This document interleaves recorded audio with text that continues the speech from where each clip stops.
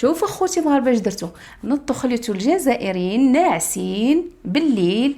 ها المغربي اللي نزل بالباراشوت، ها المغربي اللي دخل من الحدود. حشومه هادشي ما معروفش على المغاربه. المغاربه نزلوا من السماء ودخلوا لكم من الحدود وانتم ناعسين وما فايقينش وما كاين لا رقابه، لا ما كاين لا عندكم لا امن لا حتى حاجه. السلام عليكم اخوتي اخواتي، اهلا ومرحبا بكم في هذا الموضوع اللي هو جديد وشيق لواحد الدرجه اللي هي كبيره، وغادي تشبعوا فيه ضحك كما انا شفتو ضحكت.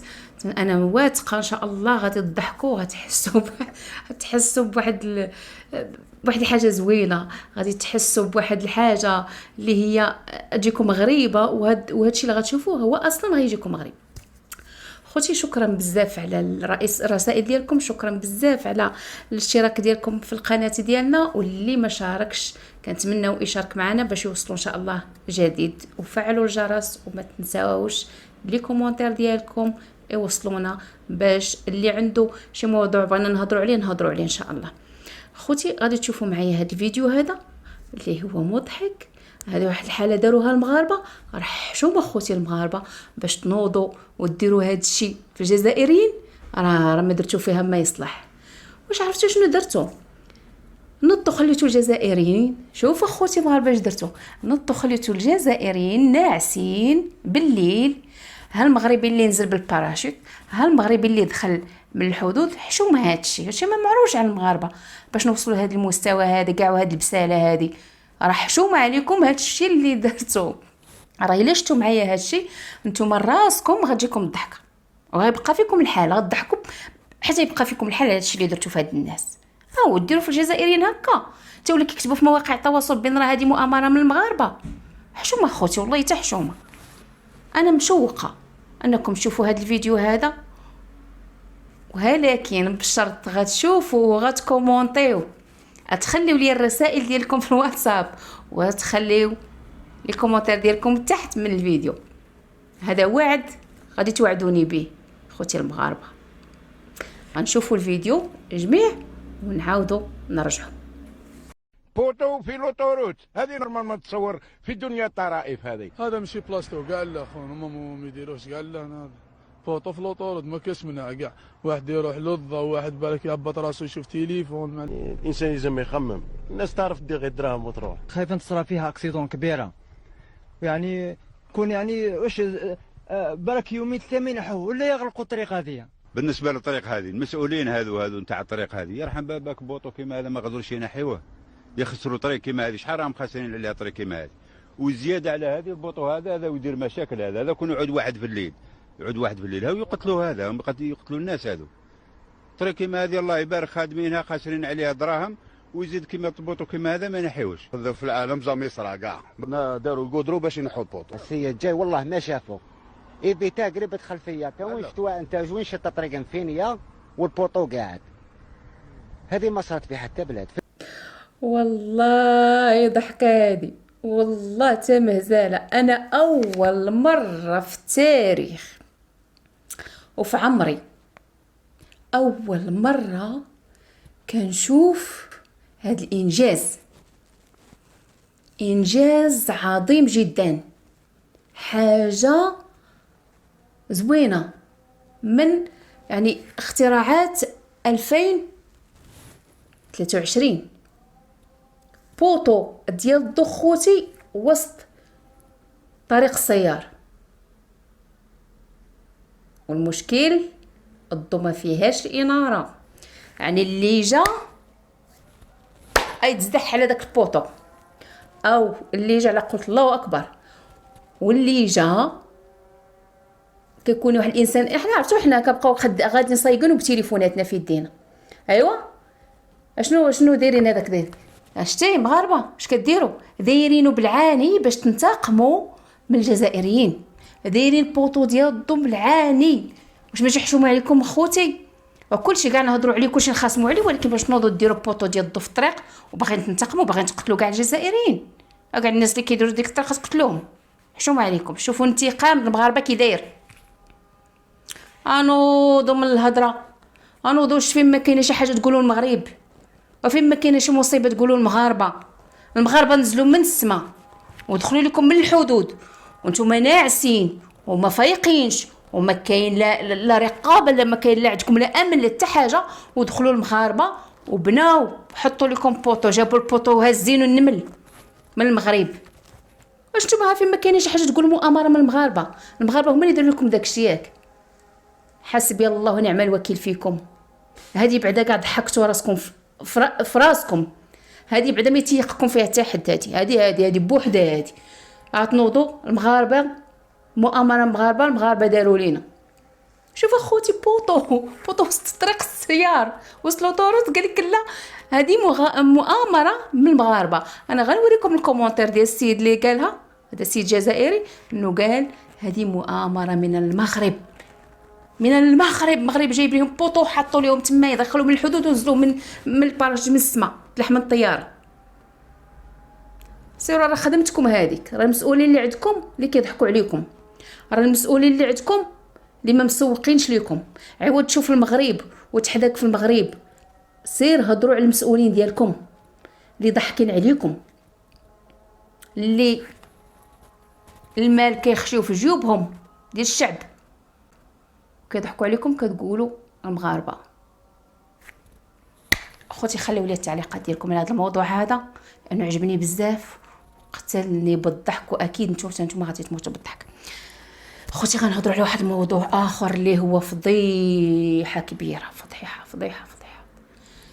فضيحه اكبر مستشفى بالجزائر. شوفوا معايا الفيديو ونعاودوا نرجعوا ونهضروا على هذا الموضوع وهذا المنظر اللي هو مقزز كينوض القلب، والحجر يبكي على هذا الموضوع، الحجر يبكي على هذا المشهد المزري. والله حتى الحجر غيبكي قسما بالله. خوتي تبقاو في هاد الناس، وشكون هو اللي مضرور؟ هو المواطن الجزائري المسكين الدرويش اللي ما عندوش فين يمشي. اما اللي عنده فين يمشي كيمشي المستشفيات الخاصه، كيمشي للبريفي كيخلص فلوسه كيداوي ولادو. اما اللي ما عندوش مسكين هذا هو المصير ديالو، غادي يعيش في وسط النفايات مزباله. مستشفى تشوفوها نتوما بعينيكم غادي قلبكم غيتهز. مستشفى حاجه فيها الدود، فيها الطوبه. شوفوا اخوتي معايا الفيديو نعاودوا نرجعوا، حيت انا الا جيت نهضر كاين اللي غادي يقول هذه كتهضر، ولكن شوفوا انا دائما كنجيب لكم بالدليل وبالصوره والصوت. تفرجوا في الفيديو. جردان تتجول بين القمامة المتراكمة هو مشهد عادي. غير العادي أن هذه المشاهد ليست في مفرغة عمومية، بل هي من محيط أكبر مستشفى في الجزائر. إنه المستشفى الجامعي مصطفى باشا. لقطات الفيديو هذه انتشرت بشكل واسع عبر موقع فيسبوك، ومن أجل تحري الحقيقة تنقلت كاميرا البلاد إلى المستشفى لننقل لكم هذه المشاهد الصادمة.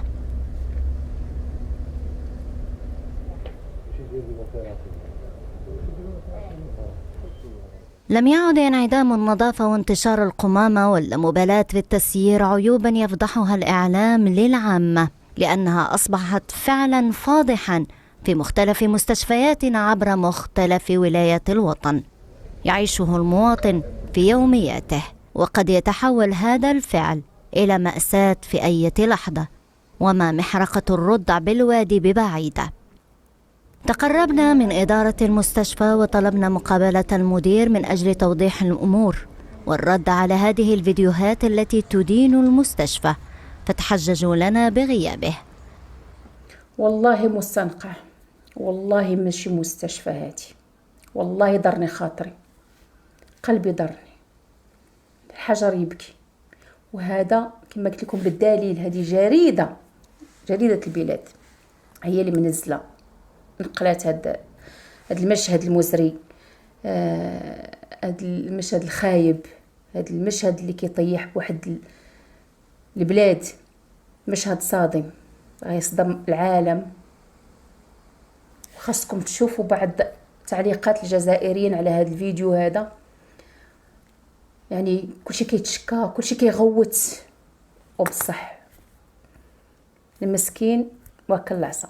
وكما دائما كنقول لكم، قد ما حنا خصنا نعرفوا ان الامانه الملقاه على الكاهل ديالنا، ملي صبحنا كنعيشوا على المعرفه، هذا ولد هذا، هذه بنت هذا، هذه صاحبه هذا صاحبه هذه، هذا صاحبه الطبيب. يعني حتى العلاج مشكله زعما، يعني المعرفه دخلت حتى في تلقي العلاج. يعني بنادم مسكين الا ما كنتيش كتعرف الناس ما غاديش تداوى. ما صيرك هذاك الدود اللي شفتو حاشاكم، ما صيرك هذاك العفن وهذيك الطوبه. يا حسره، هذيك مستشفى خاصها تكون نقيه، خاصها تكون نظافه، يكونوا الناس النظافه صباح وعشيه. لانه الانسان كيكون مريض حاشاكم الناس كيردوا، كيكون الدم كيكون شحال من حاجه ميكروبات يعني كثير. يعني خاص المستشفى هذيك راه ماشي زريبه او مطرح نفايات، هذيك مستشفى، واكبر مستشفى بالجزائر. هذاك هو المشكل الكبير. والله غادي تشوفوا بعض التعليقات ديال بعض الجزائريين اللي علقوا على هذا المشهد المزري كما قلت لكم، وعلى هذه المأساة. واكيد هذا الشيء غيتحول لمأساة في يوم، يعني في اي لحظه هذا الشيء اللي شفتو يتحول لمأساة.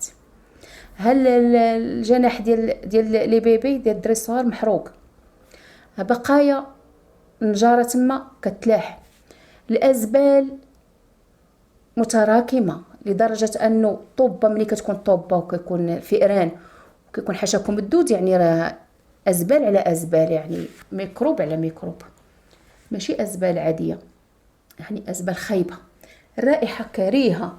واش هذا المواطن اللي غيدخل السبيطار ينعس جاي يرتاح وجاي مسكين يداوى، واحد الانسان عنده ضيق في التنفس، اش غيشم؟ يشم ازبال؟ اش غيشم هذاك الانسان؟ واحد الانسان مريض شنو غيشم؟ واش الناس كيجيو المستشفيات باش يرتاحوا ولا كيجيو باش يتكرفسوا؟ راه المواطن الجزائري المسكين اللي ما يميسورش مكرفس، وحنا والله العلي العظيم يا كيضرنا خاطرنا يا خوتي عليكم. انا كنهضر على الناس الفقراء بالجزائر، كيضرنا خاطرنا عليكم، والله تا كيضرنا خاطرنا عليكم، خصوصا في هذا المنظر هذا. وهذا منظر صادم. وكما قلت لكم هذه غير عينه وحده، اما عينه وحده هذه عينه قليله اللي شفنا من المعاناه. اما المرضى بالجزائر يعانون، الويلات يعانون. يعني المريض مسكين عوض في هذا الفيديو هذا اللي شفناه، المريض بالجزائر الى جاي ياخذ شهاده ديال الحياه، عوض ياخذ شهاده الحياه ياخذ شهاده الوفاه. اللي دخل دوك المستشفيات اهمال طبي، النظافه ما كايناش، الميكروبات، غادي تجي تداوي واحد الحاجه غتدي معك حاجه. يمكن فيروس كورونا راه من تما خرج، من عندهم بعد المستشفيات ديالهم، فيروس كورونا من تما خرج. لا اله الا الله. وقال لك مؤامره من المغرب، اي حاجه عندهم مؤامره من المغرب. خوتي والله العظيم ضرني خاطري، وانا ملي شفت هاد الفيديوهات قلت والله تنشارك خوتي المغاربه اينما كانوا داخل المغرب او خارج المغرب، وحتى الجزائريين دراوش، الجزائريين مساكن اللي غيعرفوا هذا الفيديو هذا ويعرفوا علاش هضرنا. ما هضرناش ضحكنا عليهم، هضرنا بقاو فينا، درنا خاطرنا منهم حشومه، حيت ما عندهمش ناس ما ميسورينش، خصهم يعيشوا في الاوساخ، خاصو يعيشوا في مستشفى خانز حاشاكم. خوتي ما بقى لي غنودعكم الى اللقاء في فيديو اخر في موضوع اخر. نتمنوا تشاركوا معنا في القناه، والناس اللي ما شاركوش يشاركوا وتفعلوا زر الجرس ان شاء الله، وباش يوصلكم ان شاء الله الجديد ديالنا. والى اللقاء في موضوع اخر ان شاء الله مع الاخت ديالكم زاهره تيفي، والسلام عليكم ورحمه الله تعالى وبركاته.